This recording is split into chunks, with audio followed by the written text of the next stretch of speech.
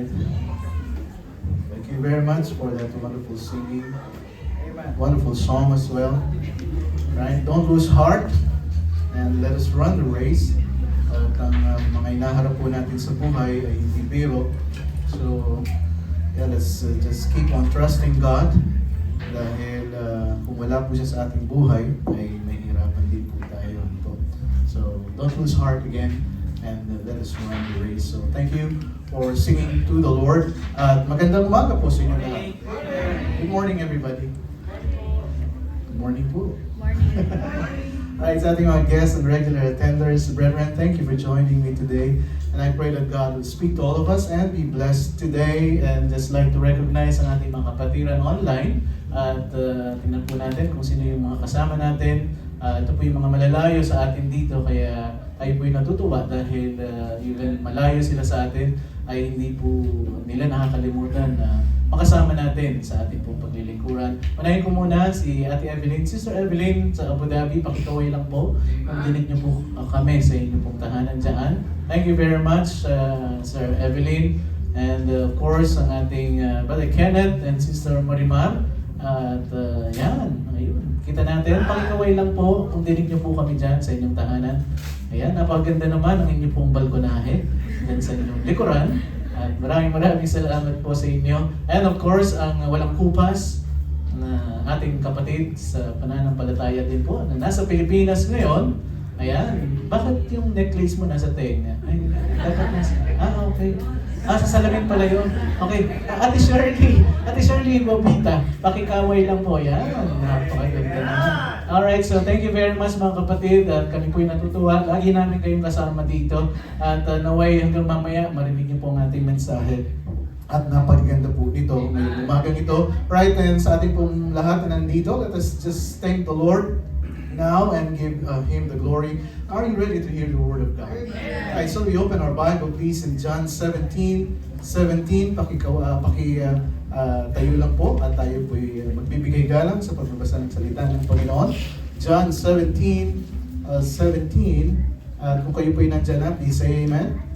Alright, sa ating mga kapatid po na nasa online, sabayan niyo rin po kami sa pagbabasa ng salita ng Panginoon. Tayo pong lahat, John 17:17, ready, read.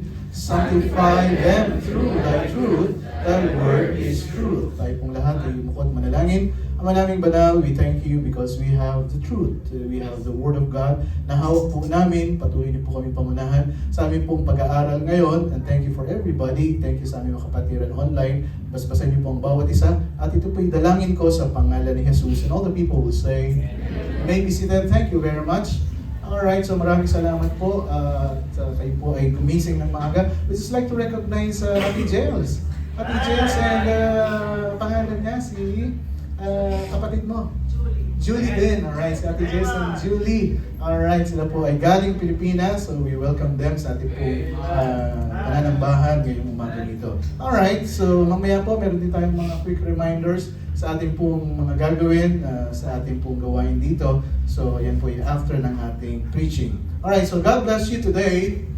Let me speak to you about sanctified by truth. Sanctified by truth.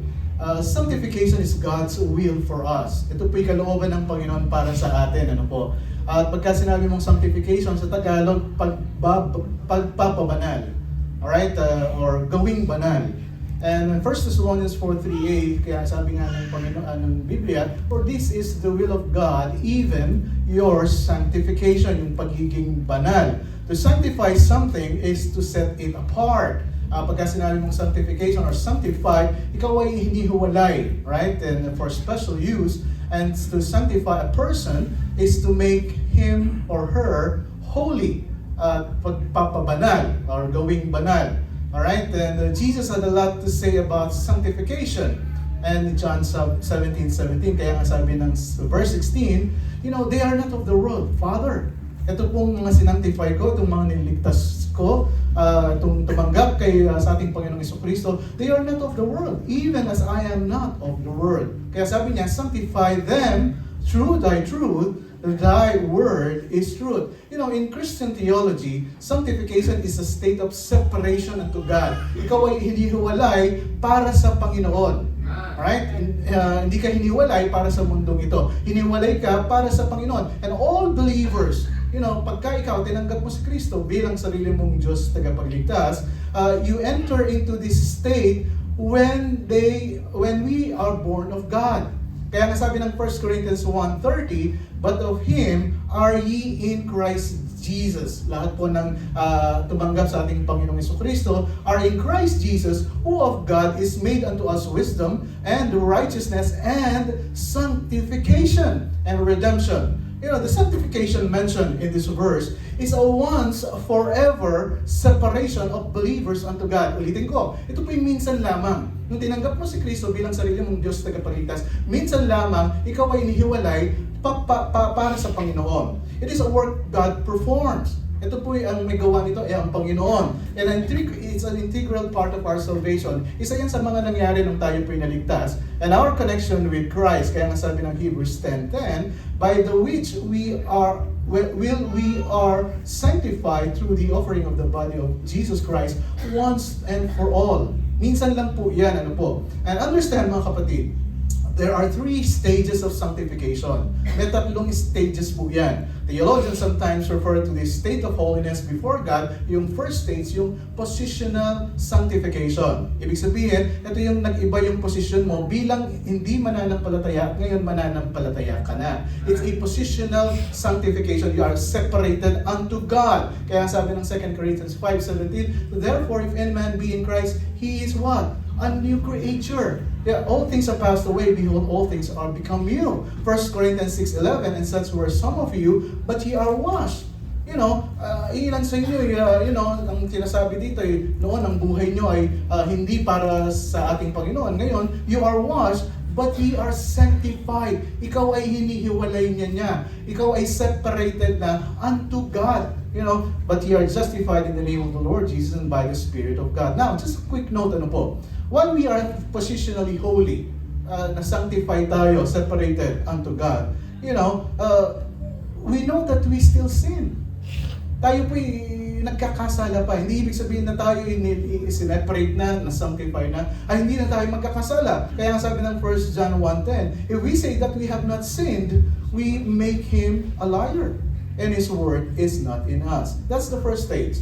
The second stage is practical experience of our separation unto God. Ito po yung tinatawag niyang progressive or experiential sanctification, right? As is sometimes called, and in the effect of obedience to the Word of God in one's life. Ito na po yung meron tayo ngayon. Kaya tayo po sabihin natin progressively sanctified. Okay, it is the same as growing in the Lord or spiritual maturity. Kaya nga sabi ng 2 Peter 3:18, but grow in grace and in the knowledge of our Lord Jesus and Savior Jesus Christ. To Him be glory both now and forever. Amen. Kung ikaw ay lalago sa iyong pananampalataya, sabi ng Biblia, you have to grow in grace sa biyaya ng ating Panginoon and in the knowledge of our Lord Jesus Christ. Yung kaalaman, yung sabihin nating talino, ayan ay paglago natin ay alang-alang sa ating Panginoong Jesucristo. When we were born again spiritually, God started the work of making us like Christ. Tayo nagiging katulad ng Kristo, kaya nga po tayo lumalago sa pananampalataya. And it is continuous. Kaya sabi ng Philippians 1:6, being confident of this very thing, that He which hath begun a good work in you will perform it until the day of the Lord Jesus Christ. And so, this type of sanctification is to be pursued by the believers. Tayo po ang gagawa po nito. Tayo po'y magkukusa na talagang tayo po'y magbabasa, mag-aaral ng salita ng Panginoon at aalamin po natin kung ano po yung mga nakasulat sa salita ng Panginoon. Kaya nga sabi niya, James 1:22, hindi ka lang nagbabasa, hindi ka lang nag-aaral, but you have to be a doer of the word. Kaya nga sabi niya, but be doers of the word and not hearers only. Kasi sabi niya, kung ikaw ay nakikinig lamang at wala namang kita sa buhay mo, you're just deceiving yourself. Right. Pagkatapos ng service dito, lalabas tayo, nakinig, pumasok dito yung salita ng Panginoon, lumabas dito, you're just deceiving yourself. Kaya sabi ng Panginoon, dapat merong paglago. That every Sunday that we are here, after ng ating service, ikaw ay lumago sa pananampalataya. May pagbabago. It is a progressive sanctification. Tinuturuan mo yung sarili mo, nasundin mo yung salita ng Panginoon, tapos ang buhay mo ay kusang nagsiseparate siya, kusang nagsisanctify siya dun sa mga pamamaraan ng mundong ito. John 17:18, "And thou hast sent me into the world, Father, even so have I also sent them into the world, and for their sake I sanctify myself." Even the Lord Jesus Christ, sabi niya, para sa kanila, sabi niya, siniseparate ko yung sarili ko. I'm serving you, Father. Para sa kanila, ito yung ginagawa ko, that they also might be what? Sanctified through the truth. Sabi niya, nang sila rin matutunan nila yung katotohanan. Our sanctification is the pattern and power for our own. So ito po yung model natin, ang ating Panginoong Jesucristo. On this account, we are called saints. Kaya nga po ang tawag sa atin ay santo. Ayan ha. Alright. Dito po, ang sinasabi ng Biblia na santo, buhay po ang mga to. Kaya titignan niyo po yung mga book ni Paul to the saints of Ephesus, to the saints of Corinth. Ito po yung mga santong buhay. Hindi po ito patay tapos ginawang santo. Hindi po. Alright, yung mga tumanggap sa ating Panginoong Jesucristo, ang tawag po sa atin ay saints or hagioi sa Greek or sanctified ones. Naintindihan po ba, mga kapatid? Alright, prior to salvation, our behavior bore witness to our standing in the world in separation from God. Nung tayo nahiwalay sa ating Panginoon, iba yung pamumuhay natin. Pero ngayong tayo po'y ligtas na, sabi niya, little by little every day, those who are being sanctified are becoming more like Christ. Kaya nga sabi ng Hebrews 10:14, "For by one offering he hath perfected forever them that are sanctified." Now, we have a third stage, ng sanctification. You see, I'm just explaining to you the word sanctification dito po, para maintindihan po natin yung ating kabuuan nitong ating pag-aaral ngayong umagang ito. Now, there is a third sense in which the word sanctification is used. Ito po yung complete or ultimate sanctification. At ang tawag po dito ay glorification. Alright? And the Apostle Paul says in 1 Thessalonians 5:23, "And the very God of peace sanctify you wholly." Right? Buo. Okay? Wala nang first stage, wala nang second stage, kundi buo.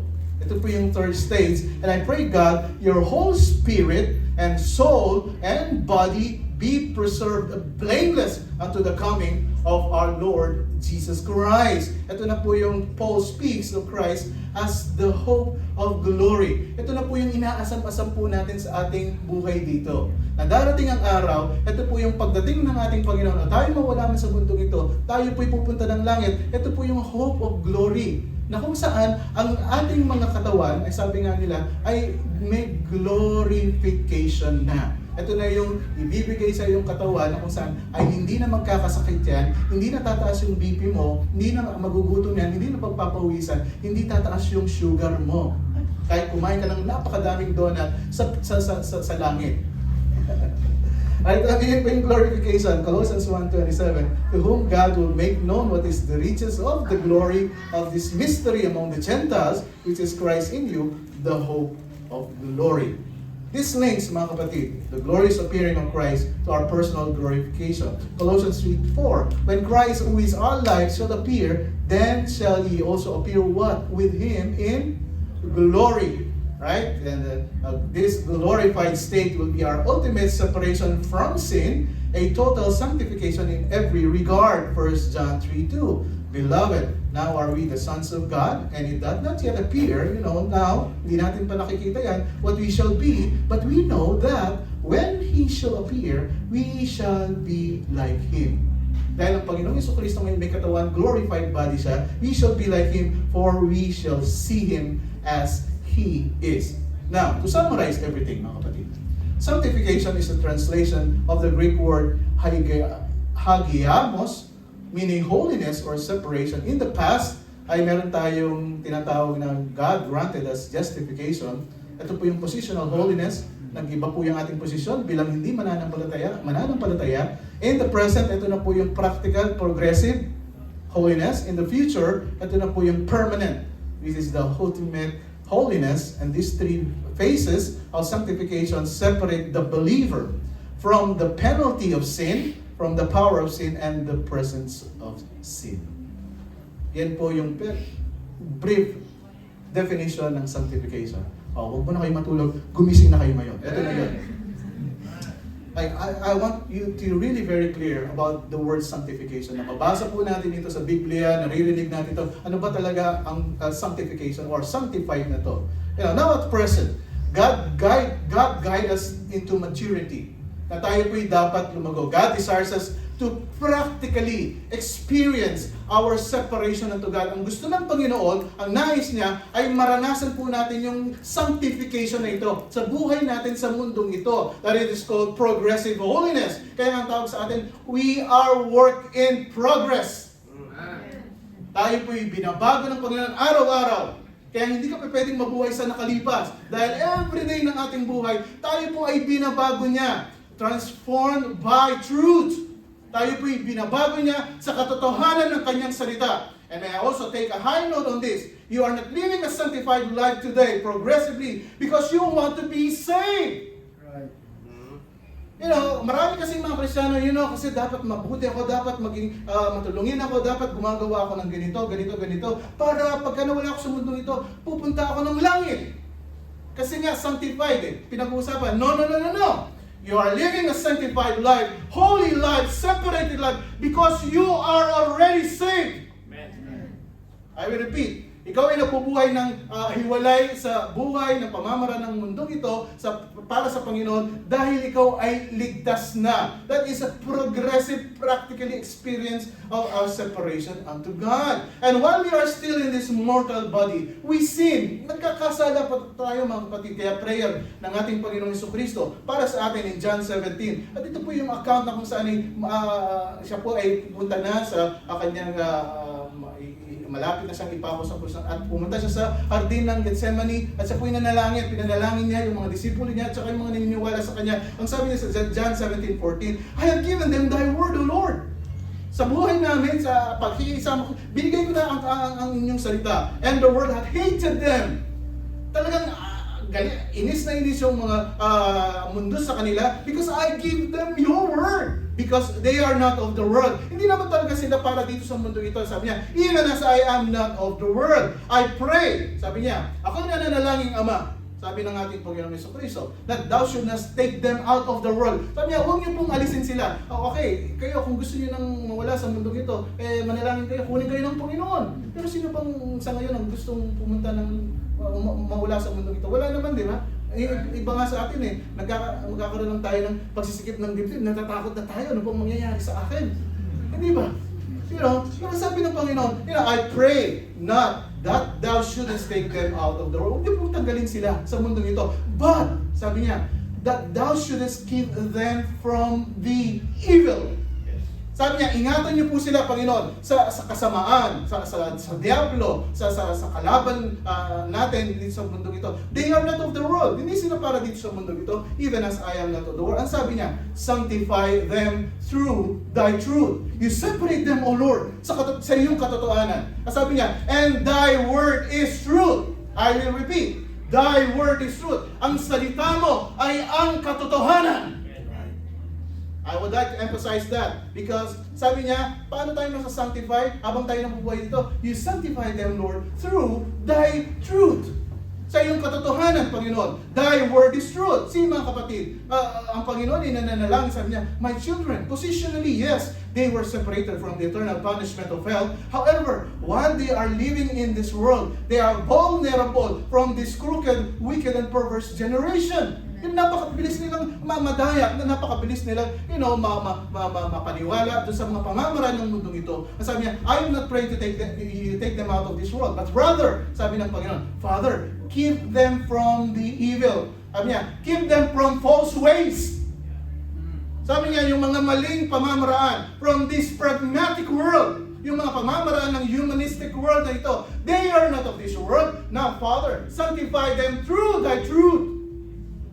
You separate them, sabi niya, sila po hiwalay niya sa inyong katotohanan because thy word is truth. Now to help us through that, be sanctified in this world progressively, we will be needing the truth of the Word of God. Parang sabi natin tayo po separated, sanctified sa buhay na ito. Kailangan po natin ang salita ng Panginoon. Kailangan natin ang katotohanan ng salita ng Panginoon. Psalm 119 verse 160, Thy word is what? True. Ang salita mo ay tunay, Panginoon, at totoo, from the beginning.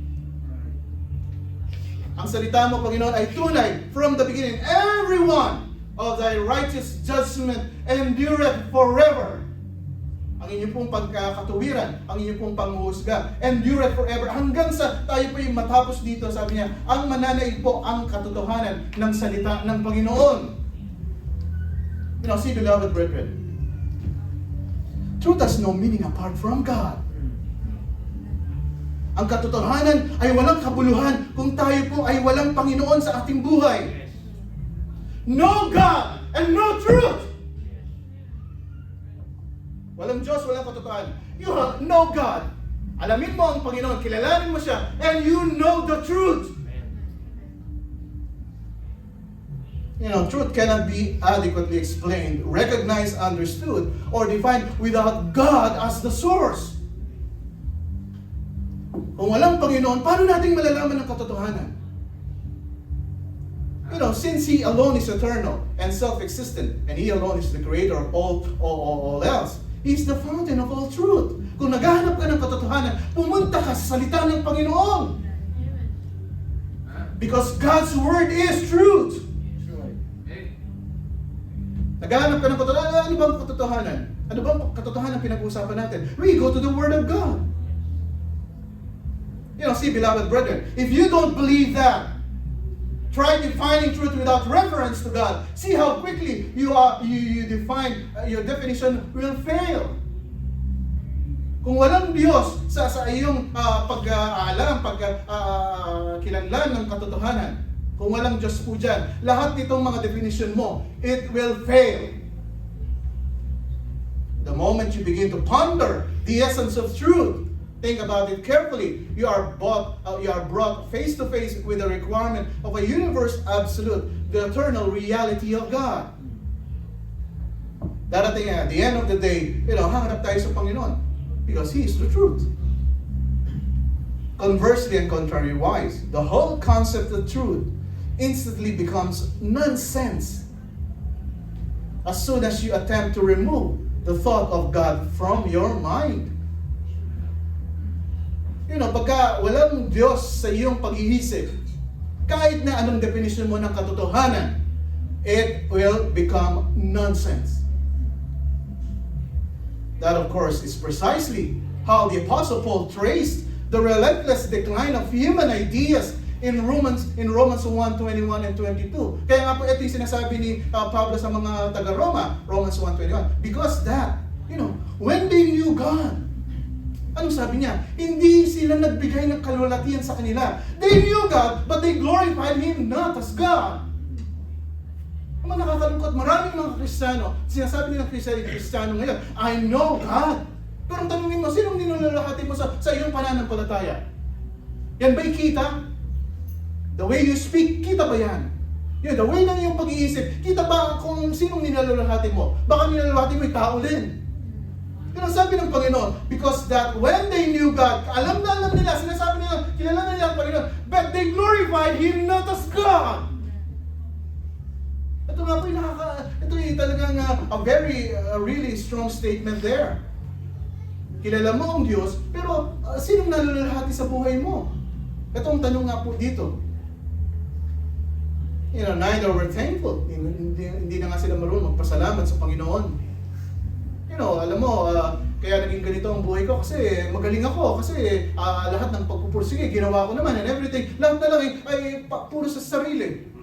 No. Sabi nga ng Panginoon, you know God. But then you have to glorify Him and you be thankful to Him. But became, anong sabi nila? Dahil hindi sila nagpapasalamat, hindi nila glorify, became vain in their imaginations. Alam mo yung kanilang mga pag-iisip ay, ano bang vain sa Tagalog? Walang kapuluhan. Okay, wala nang kapuluhan yung kanilang mga imahinasyon, ang kanilang mga definisyon sa katotohanan. Wala na because they knew God, but they glorified God as not God. They are this foolish heart and nagdilim na and darkened. Ano sabi niya? Romans 1:22. Professing what? Themselves to be wise.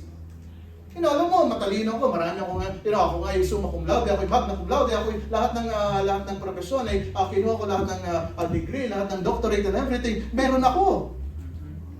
Hindi ba? Pero sabi niya, you profess yourself to be wise, you are a fool. They became fools. Because what? Because there is no God in their thinking. See this relentless decline of human ideas. Whenever someone tries to disassociate truth from the knowledge of God, there will bring serious moral implications. Kaya po kung walang katotohanan sa salita ng Panginoon sa ang lahat ng ginagawa po na, even sa ating pang-araw-araw na pamumuhay, sabi niya, there will be a decline, a moral implication. Professing themselves to be wise, they became fools. Ano sabi niya? Anong ginawa nila? Romans 1:23. Ano sabi? And changed the glory of the uncorruptible God. Into an image like a corruptible man, and to birds, and to four-footed beasts, and creeping things. Ito na yung mga ginawa nila dahil sa mga imahinasyon nila. Ito na yung ginawa nilang Diyos na uncorruptible siya, pero ginawa nilang corruptible. Nasisira. Hindi naman siya nasisira, pero ginawa nilang Diyos na nasisira. Wherefore God, anong sabi niya? Ang titigas ng ulo niyo, God also gave them up to uncleanness. Kasi ayaw niyong makinig. Okay, uncleanness through the lust of their own hearts, to dishonor their own bodies between themselves. Sila, sinisira nila yung mga sarili na nila. Dahil walang definisyon ng katotohanan mula sa salita ng Panginoon. Anong sabi niya? Romans 1:25. They changed the truth of God into a lie.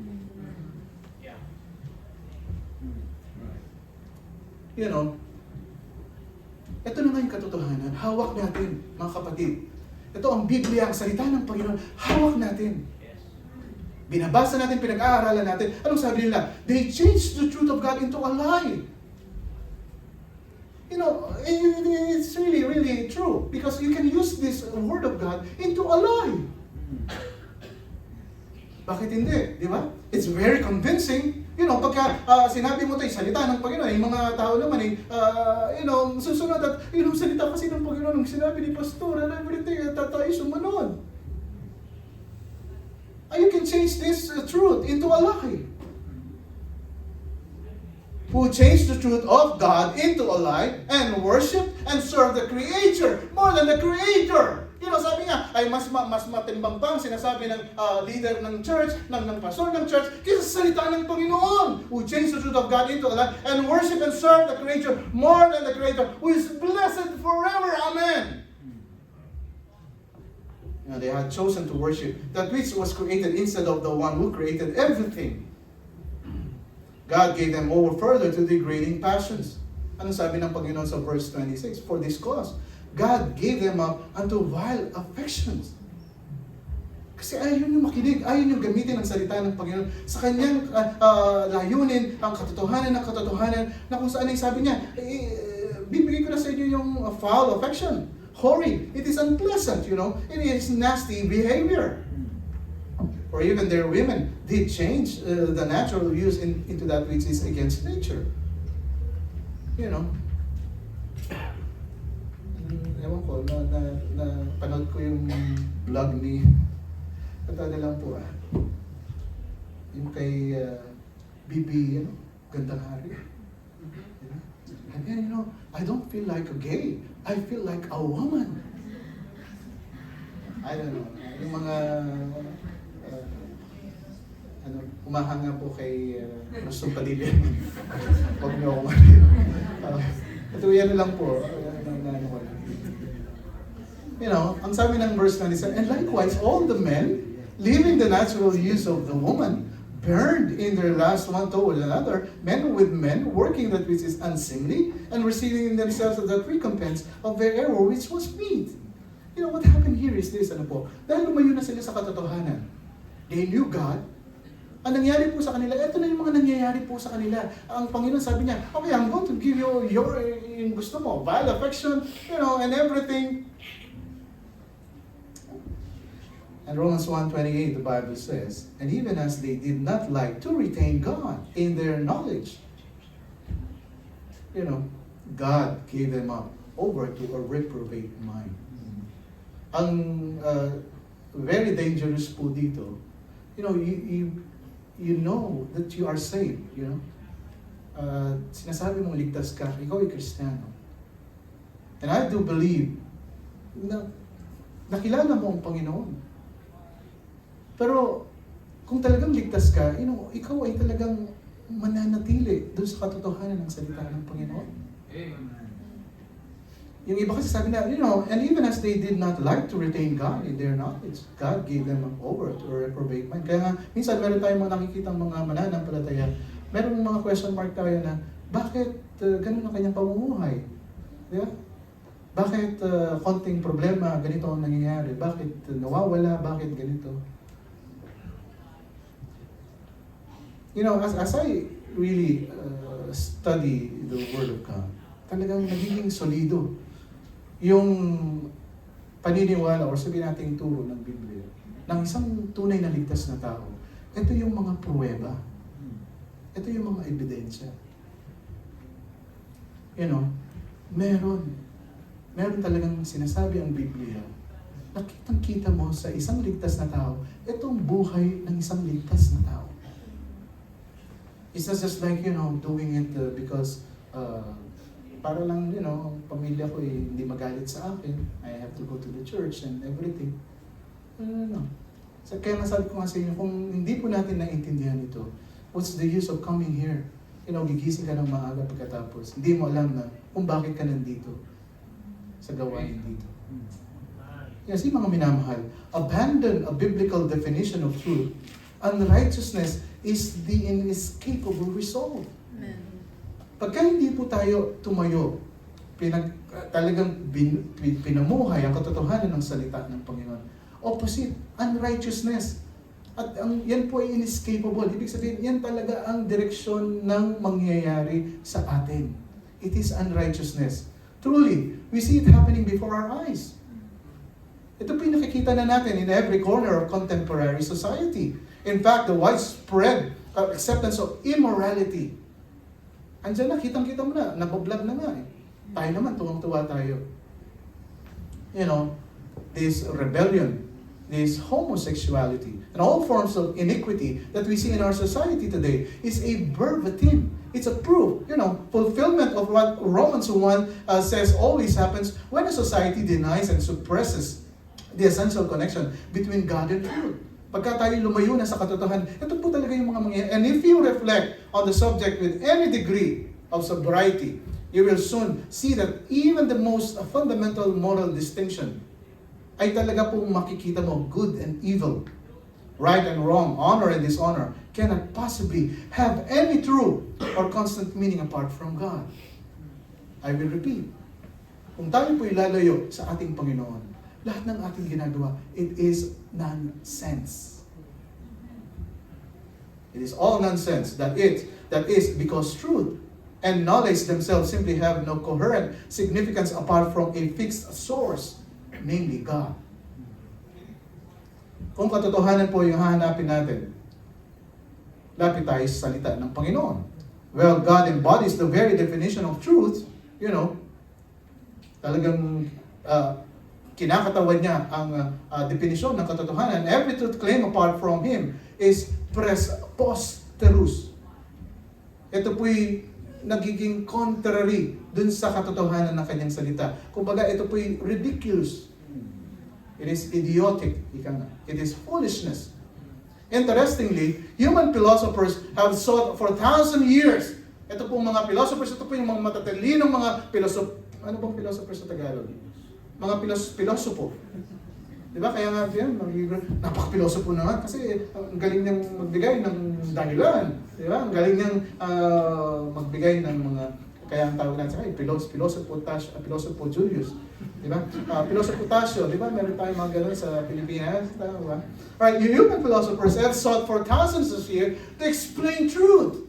Ito pong mga pilosopong ito ay talagang wala silang ginawa kundi ipaliwanag nila yung katotohanan and account for human knowledge apart from God, and all we have tried have ultimately failed. lahat pong nagbigay ng definition apart from God sa katotohanan ay talaga pong ito po hindi nagtagumpay. And that has led to an ominous shift in the world of secular thought in recent years. Ikukwento ko po sa inyo kung paano nagsimula yan. Ancient, it is thumbnail sketch in ancient Greek philosophers. Ito po yung mga Grego, kaya sabi nila, yung mga Greek matatalino yan. Ancient Greek philosophers simply assumed the validity of truth and human knowledge without attempting to account for how we know what we know. Ito na po yung 500 years before Christ, meron na po mga philosophers. Meron na mga pilosopo, ang pangalan nila ay Socrates, ang pangalan nila ay Plato, ang pangalan nila ay Aristotle. Ito pong lahat ay napag-aralan natin nung tayo nag-aaral. Tama po ba? Sa ating philosophy subject, kung meron pa yung philosophy subject, began to consider, ito pong tatlong ito, they consider how to define knowledge. Nagsimula sa kanila, sabi niya, okay, paano natin i-define yung kaalaman, ang katalinuhan? How to discover whether a belief is true? Paano natin malalaman ang pananampalataya ay totoo? And how to determine whether we're actually justified in believing anything? Paano ba tayo na-justify in believing anything? And for some 2,000 years, nearly all philosophers, more or less, presuppose that knowledge is conveyed somehow through nature. Sabi nila, alam mo yung katotohanan ay nanggagaling sa nature, sa mga puno, sa mga halaman na nakikita mo. And they send forth a number of naturalistic explanation. Kasi yung dagat, pagka ang tubig ay bumababa, ay tumataas, high tide, low tide, ito yung mga, meron silang mga pakahulugan, attempting to describe how truth and knowledge can be communicated to human mind. Then in the middle of the 17th century, ito po yung panahon 17th century, kung kayo po yung nabubuhay na, ay ito po yung panahon nyo. At ito na po yung nagsimula na yung period of enlightenment. Kayo mga nag-aaral ng philosophy, ito po yung alam na alam nyo ang sinasabi ko dito. And philosophers such as René Descartes at saka si John Locke, they began to grapple very seriously with the question, how we gain knowledge? Nagsimula na sila na, okay, paano ba tayong nagkaroon ng kaalaman? Talagang chinek nilang lahat, the branch of philosophy na kung saan ay became known as epistemology. Epistemology is the study of knowledge and how human minds apprehend truth. Paano bang ang isip ng tao ay nakakaalam ng katotohanan at ang hindi katotohanan? The term is derived from Greek episteme, knowledge, and logos, reason, and accordingly, the field is sometimes referred to as the theory of knowledge. Kaya nagkaroon na tayo ng subject ng theory of knowledge, ang pag-aaral ng kaalaman. Si Descartes, dahil ito na po yung mga nasimulan ng mga philosophers, sabi ni Descartes, dahil ano siya sa rationalism, reason here, reason there, believing the truth is known by reason. Ang katotohanan ay makukuha mo pagka tayo ay nagtalastasan ng kaalaman at makikita natin na ito pala yung totoo. Starting with a few foundational self-evident truths and using logical deduction, meron sa calculation and everything, na ito yung totoo. Yan, si Locke, nag-argue. Silang dalawa na lang, nag-argue pa sila. That the human mind begins as a blank slate. Ibig sabihin, nung tayo ipinanganak, ay blanco yan, and acquire knowledge purely through the senses. Alam mo, kaya meron tayong kaalaman dahil naramdaman natin. So, habang nag-aaway itong dalawa, si Immanuel Kant naman, sabi niya, Descartes, Locke, neither logic alone or experience alone could account for all human knowledge. And he devised a view that combined the elements of rationalism and empiricism. Pinagsama na niya to, yung kaalaman ni Descartes at ni Locke. And then si Hegel, makipag-argue kay Kant. Sabi niya, naku Kant, bakit naman ganyan ang mo? And he proposed a more fluid view of truth, denying that reality is a constant. Instead he said, what is true evolves and changes with the advancement of time. Alam mo, yung katotohanan, nagbabago yan. Yung katotohanan nung panahon ni 17th century ay nag-evolve yan. Hanggang ngayon ay 2025 na. Iba na yung katotohanan ngayon. Kung titignan mo mabuti yung mga views pong ito, talaga namang very convincing. Oo nga naman.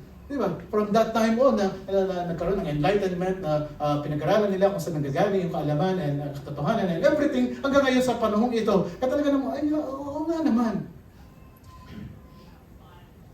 So, nagtuloy po yung mga philosophers na ito. From Hegel's views, they opened the door to various kinds of irrationalism.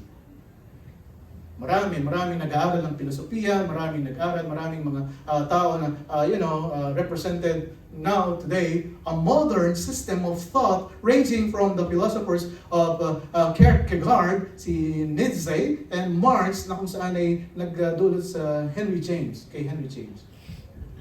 Ito pong elaborate epistemologies have thus been proposed and methodologically debunk one after another. So sila mismo nagkakaroon ng mga kuro-kuro at mga, hindi ganyan ang katotohanan. Hindi, katotohanan ganito. Dapat ganito.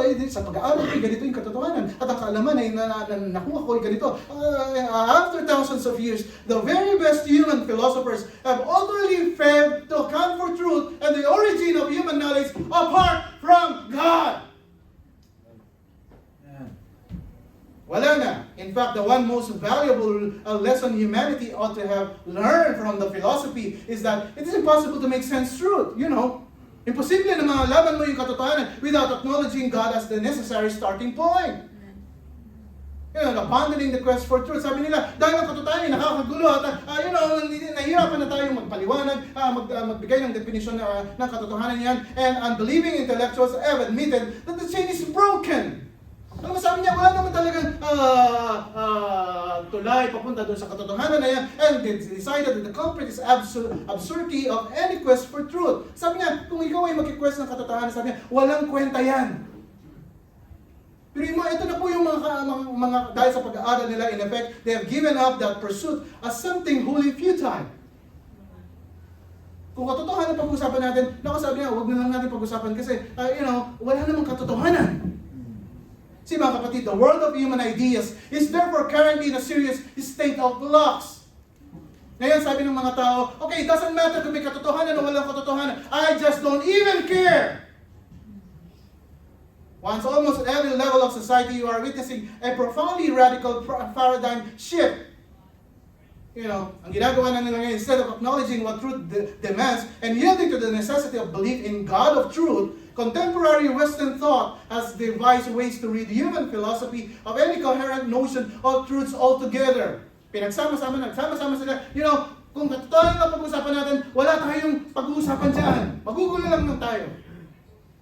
Now, the concept of truth is therefore under heavy attack. Hindi mo na malalaman ang katotohanan just because of these philosophers na kung saan ang tao, yung kanilang mga pag-iisip, nag-iba na.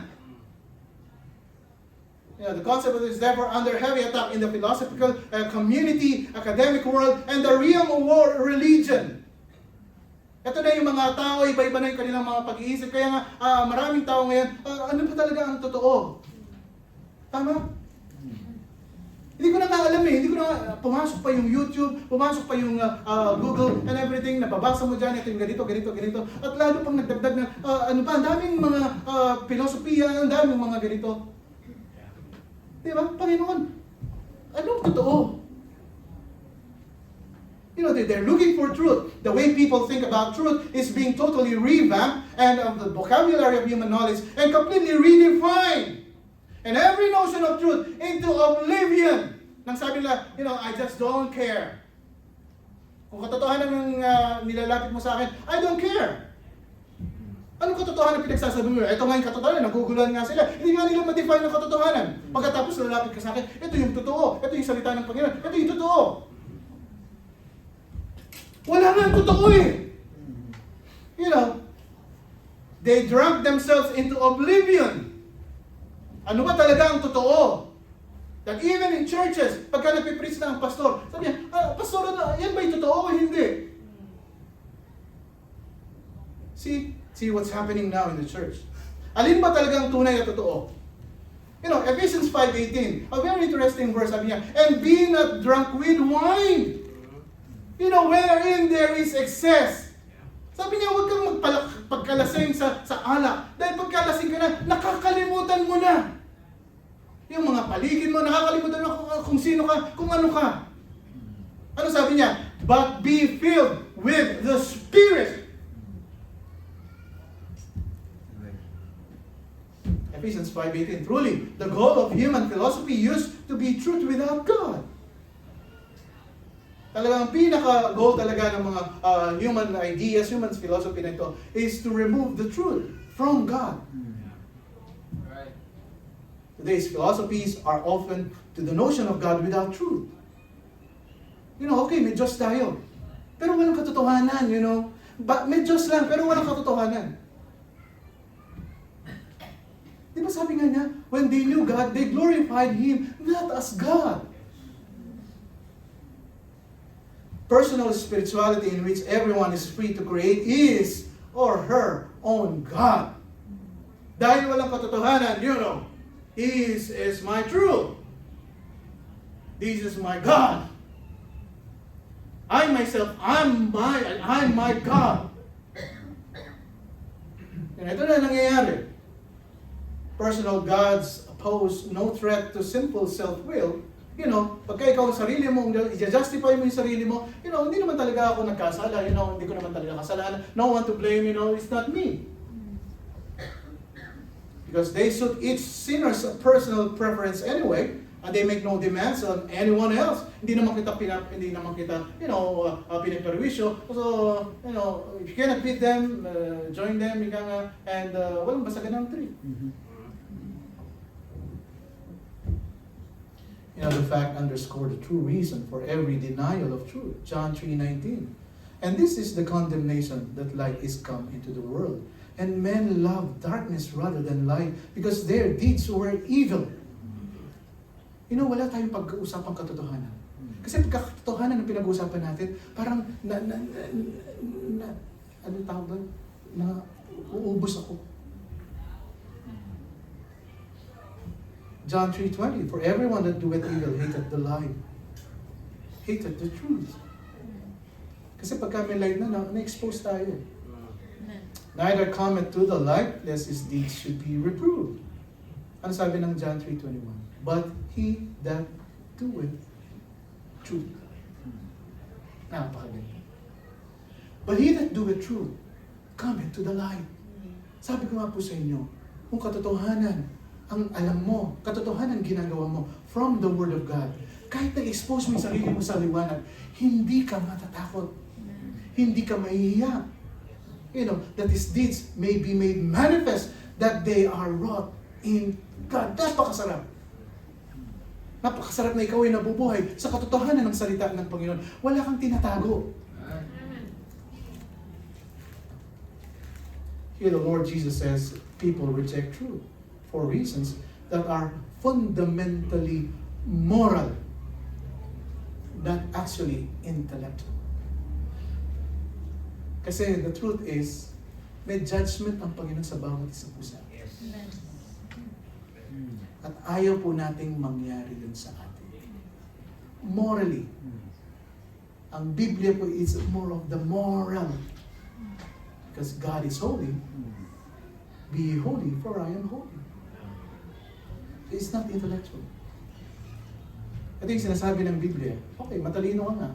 Mas matalino ka pa kaysa salita ko. But that will become nonsense. Pagka nilay down ko na sa iyo ang salita ko sa harapan mo. Truth is clear. It's very clear. It reveals and condemns sin. John 3:20, where everyone that doeth evil hateth the light, neither cometh to the light, lest his deeds should be reproved. Ayaw natin na may nasasabi sa atin eh. Ayaw natin na merong napapansin tayo, nabiblame tayo. We don't like that. We don't want that. Kaya ginagawa natin ang lahat, para maalis atin yung katotohanan na meron nga tayong kasalanan. Hindi ibig sabihin na ligtas tayo. Tayo po'y perfect na. Kaya sabi ng Panginoon, I'm praying na hindi ko patanggalin sila sa mundo, pero you protect them from the evil. Sinners love their sin, so they flee from the light. denying that even it exists. Tayo mismo, we're just deceiving our own selves. Kaya sabi ng Biblia, you know the truth. Be doers of the truth. The war against truth is nothing new. Hindi po ito bago.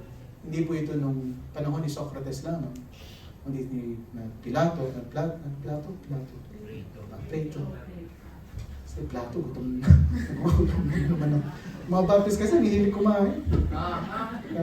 Hindi nga fasting, Brad. Fast eating ang ginawa namin kagabi sa aming practice. Ewan mo ba, parang lately, no? Yung mga Baptist na to, parang gutom tayo lagi. Masarap naman kasi kumain. The war against truth is nothing new. It began in the garden when the serpent said to the woman, as God said. Noon pa.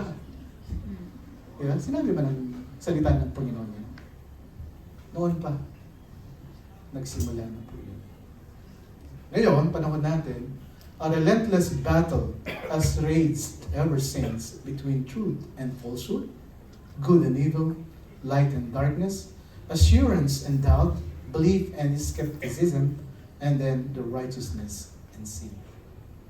Noon pa lang, yung serpent na yun, nagtanong na,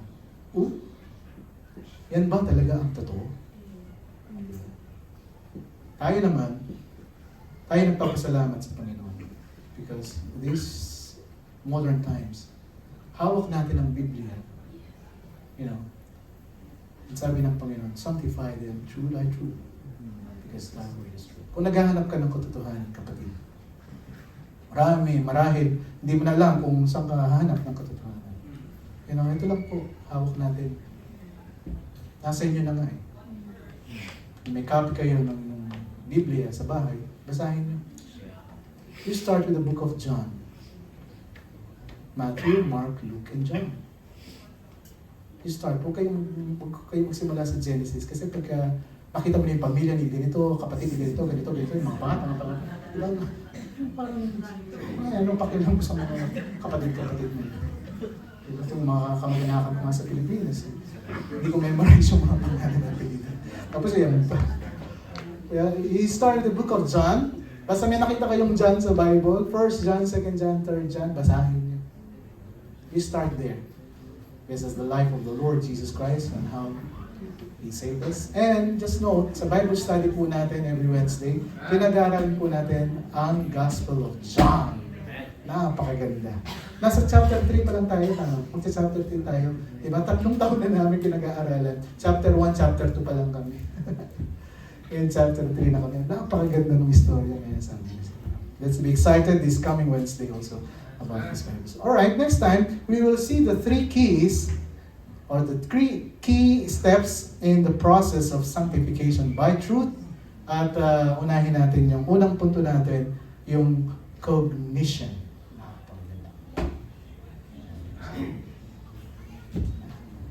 Gusto nyo ituloy na natin? Alright, so alam ko gutom na kayo, pero I need to stop here. Kasi kakain na naman tayo. Alright, so this God's will for us, even our sanctification. John 17:17, the Bible says, sanctify them through thy truth, thy word is truth. Sanctified by truth. Tayo pong lahat ay tatayo. So we'll all stand up please, so we bow our heads and close our eyes, so we pray.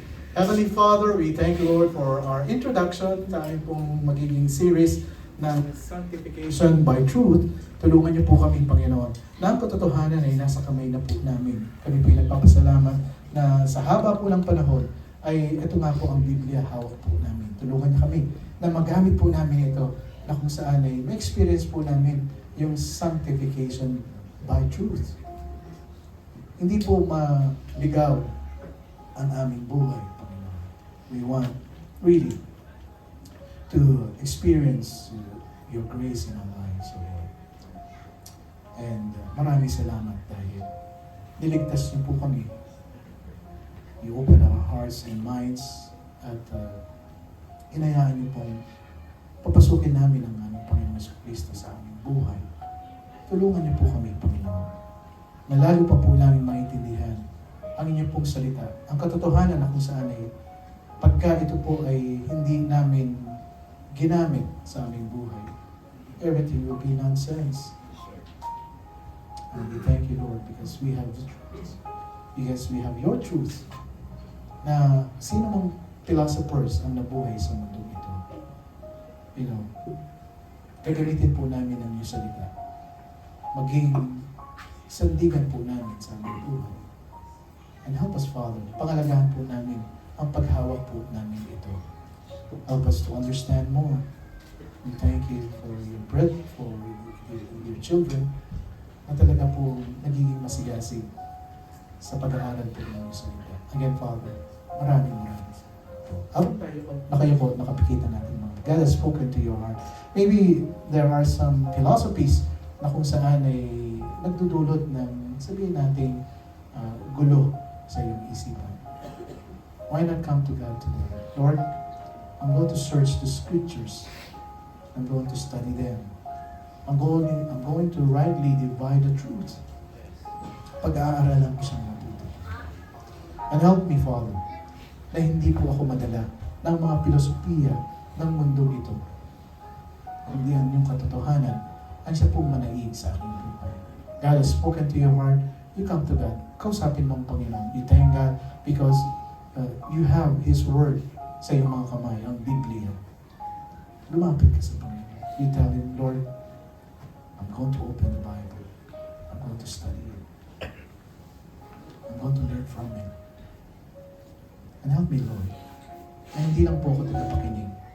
I'm going to be a doer of your word. Kapatid, God has spoken to your heart. You speak to God. Sabi po mga guests, meron po lalapit po sa inyo. Mga kapatid namin sa pananampalataya. They'll open the Bible and preach to you our Savior, Jesus Christ. You open your heart. Admit that you're a sinner. And you receive Christ in your life. And God says, you'll get saved. You get saved. Speak to God, kapatid. Kausapin mo ang Panginoon.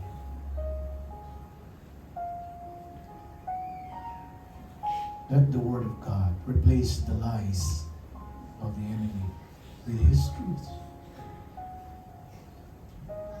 No God, no truth. No God, no truth. Speak to God. Kausapin mo ang Panginoon.